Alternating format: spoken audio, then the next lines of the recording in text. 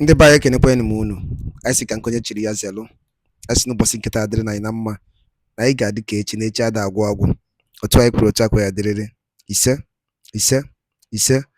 Dịka o si dị, ya bụ Eastern News 24 ka anyị si wee wetara ya bụ ozi unu jaga ịnụ ugbu a. N'ilu akwụkwọ, unu na anyị n'ilu akwụkwọ, onye na-afụ n'ilu akwụkwọ bụ Maazị Nnamdi Kanu and the younger brother ya, Emmanuel Kalu. Alright, ife a bụ ka afa mma akpọ nke ikpeazụ a.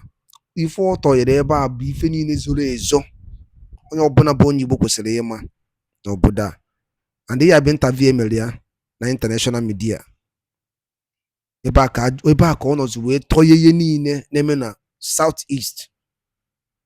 Biko gee ya bụ ife ka m jidegodi na ebe a, ka m napụ ikwu much about it. Ị ga-esi ya bụ ife kabalụ dropụra ife iche n'ụdị nke gị gbasara maka ihe ndị a niile o kpughe about ife na-eme na South East. All right, over to you, sir. People have been wondering about what happened to your family for some years back now, about how the military and others invaded your house. Few days ago, your family also remembered what happened at Perth. I would like you to tell us actually how you feel and how your family feel about the invasion a few years ago. Well, the invasion has remained a very sad memory from 2017 up until death. But if you can recall, 30th of August 2017, there was a meeting between Maazị Nnamdi Kanu, leader of the indigenous people of Biafra, with the Southeast governors that took place in any state. Soon after he made his demands, he was assured that his demands would be taken to the president up in Abuja.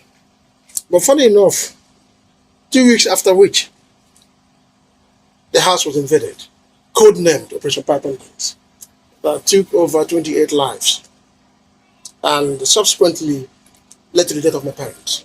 Even where we are, I lost about 5 persons here as well. So ever since then, things have not been the same. Operation Python Dance affected the entire community. I remember vividly well the little girl that lives opposite my parents' house. Each time she sees police or siren blastering, we see the girl screaming, "Oh, mommy, they're coming again to kill us." So these are the memories we have. Of course, my parents died as a result of Operation Python Dance. And personally myself, I was also affected. You know, I'm still living without tram up until tomorrow. I know it's going to take the grace of God for it to leave me, so to speak. But Operation Python Dance is something we'll never forget. It was planned by the security agent of Nigeria. What was more sad was that a lot of our people knew that Operation Python Dance was going to take place in this place. We weren't informed, including the governor there in Okezibas. They knew. Their whole target was to get Nnamdi Kanu to kill. How do you know? Of course, it's in the public domain. It's everywhere. It's in the public domain. There was a wider conspiracy to destroy my family. Every single person in that family. The instruction was let them go down. But of course, the thought of man is not the thought of God. As God would have it, we were able to escape it. But we're not in a hurry to forget that. So on 14th February was the Remembrance Day of your late parents. You have a lot of people that came to visit while your elder brother is still on detention. So how can you put those things together? Well, 14th of every year has become a ritual for the indigenous people of Biafra, but particularly for my own family. Because that was the very day we lowered our parents.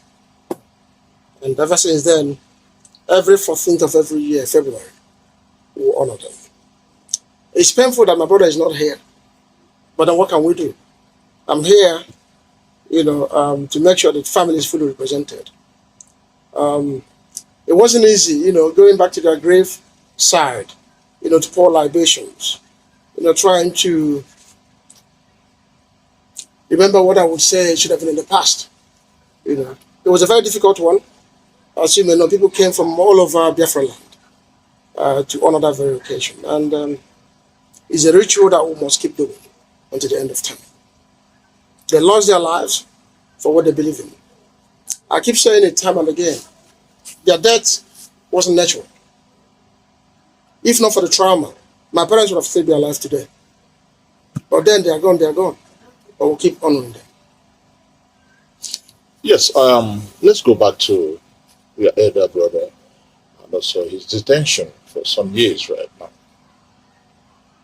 People have been agitating in different ways about his release. Last week, he came to the Federal High Court, Abuja, and a lot of drama happened that day. While most people are saying that he was teaching most people how the law is, some other people said he was making a hell of noise during that day. We would like, because we saw you, that they would like you to tell us what all the drama is all about. Well, they might call it a drama, so to speak. Of course, you and I know that he has his critics out there. So no matter what he does, they will always talk ill of him. But let me set this narrative right. Binta Inyako recused herself from my brother's case. And soon after that thing took place, we were able to get the CTC, certified true copy of that judgment, against the woman. Now, we were surprised. We were asked to come to the court all of a sudden on the 10th. We had a meeting. We said, okay, why won't we go to the court? Perhaps there's a change of plan. Upon arriving in court, lo and behold, Binta Inyako was in court. We were like, what's going on? You've recused yourself. What do you have to do with this case? Is there any interest? So we're trying to put one on one together. So after a long while, she, of course, introduced the case. A woman of the prosecutor took over and blah, blah, blah. Hello, Ejimako, the lead counsel of my brother, stood up and said, my lord, why are we in this court? What exactly are we doing here? Of course, you've recused yourself. So what are you doing? The woman said, no. What happened was that the case file was returned to chief judge, and through a memo, it was reassigned to her. It's not done anywhere. The only thing that can set aside the order of the court is the appeal court.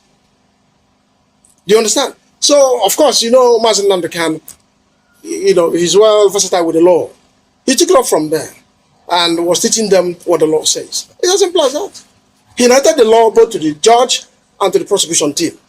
So at the point, of course, he had to raise his voice, making sure that whatever he says, gets to them. That was all that happened in the court. It wasn't a drama per se, but he said, look, you have recused yourself and you stand to be recused. So what interest do you have over this case? This is the question everybody's asking. What is your interest over this case? The whole thing has gone to rubbish the entire judicial system of Nigeria. It has become something of mockery today. So the argument is simple. As long as you remain recused, there is no way you can come back to that same case. So we saw it as a grand conspiracy through the chief judge, which is John Soho. Let me remind you something. 2016, in Federal High Court Abuja, when Soho was heading my brother's case, so to speak, my brother accused him of bias. He recused himself. He made no attempt to come back to that matter. So how come this one is completely strange and different from other cases we've ever seen? Why are you insisting that Binta Inyako must, handle this case? What is the interest? Make no mistake, from the findings we've made, he was in Lagos when my brother was renditioned from Kenya to Nigeria. It was Malamide and the Attorney General of the Federation that asked him to come over to Abuja to take care of this case. Do you understand? Then automatically the case was assigned to Binta Inyako. So you can see, coming from Malami to John Soho and now to Binta Inyako, you can see that conspiracy to know these people. So the whole idea is to have Martin Namdekano put to jail. Then after we can now ask for presidential pardon. But it's impossible. He has committed no crime up until today. We even went as far as asking for going for prima facie. They were unable to produce evidence before the court.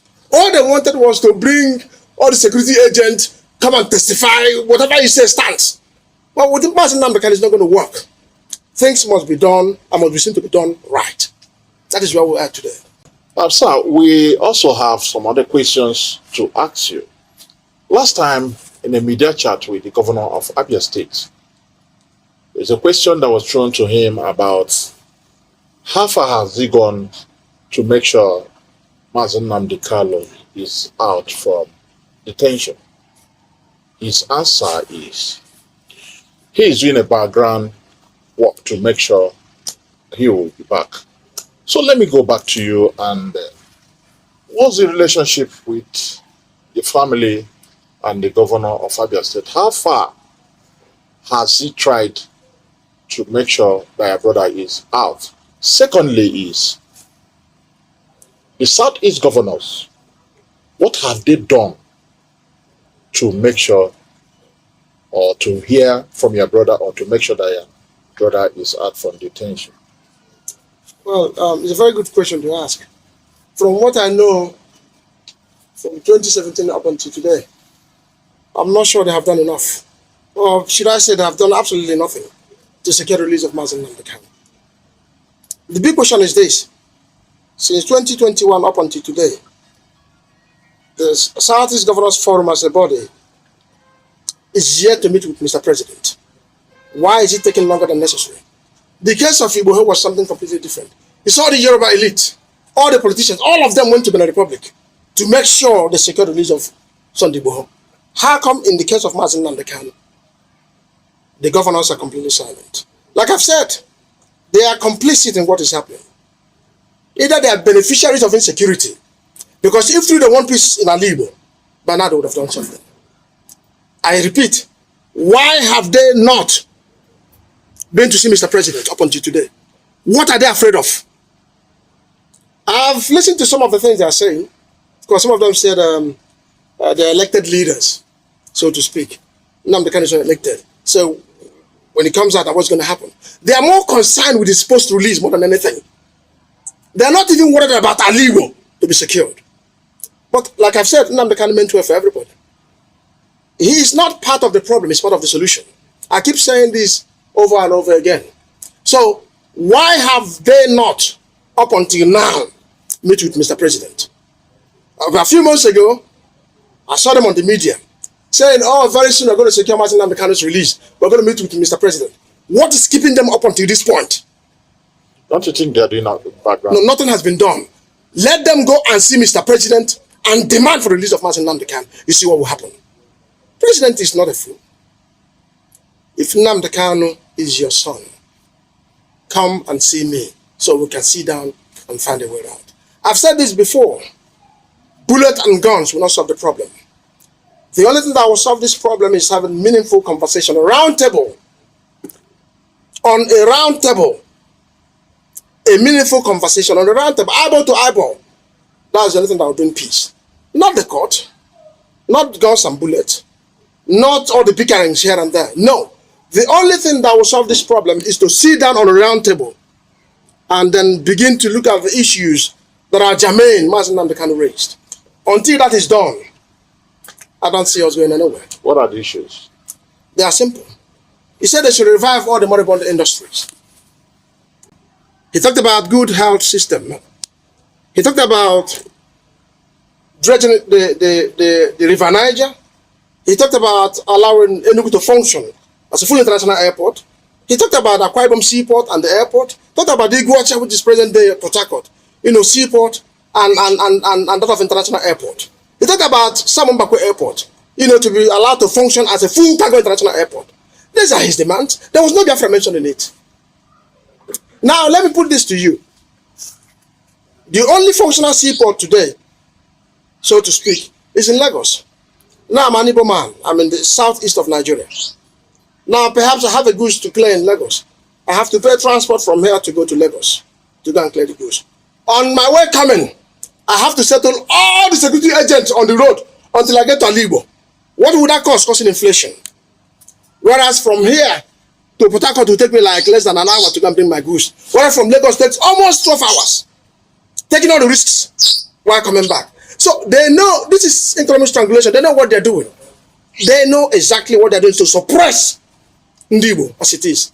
Now, even while he was talking about seaport, to allow them to function to its capacity, what did they do? They went to the north and opened dry seaport in the north. Have you forgotten that happened in Nigeria? Is it of any help to anybody? The answer is no. So they know the right thing to do. Nnamdi Kanu is not asking for much. He's not asking for much. He wants the good of our people. It's as simple as that.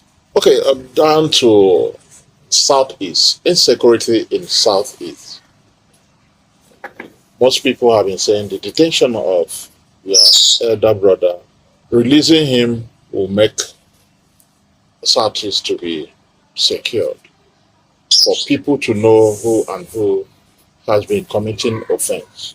On the media, most of the parades from the army and the police shows that most of those crimes were IPOBs and ESN.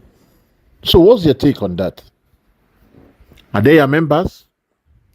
Well, the bitter truth is this. The government of the day is doing whatever they can possible to criminalize IPOB movement. You and I know that ESN was designed to man our boundaries in our forest against the invading terrorist. You hardly see ESN on the road. So IPOB per se has become a huge merchandise for a lot of people. So you can go anywhere as a criminal, create your own camp, start kidnapping people.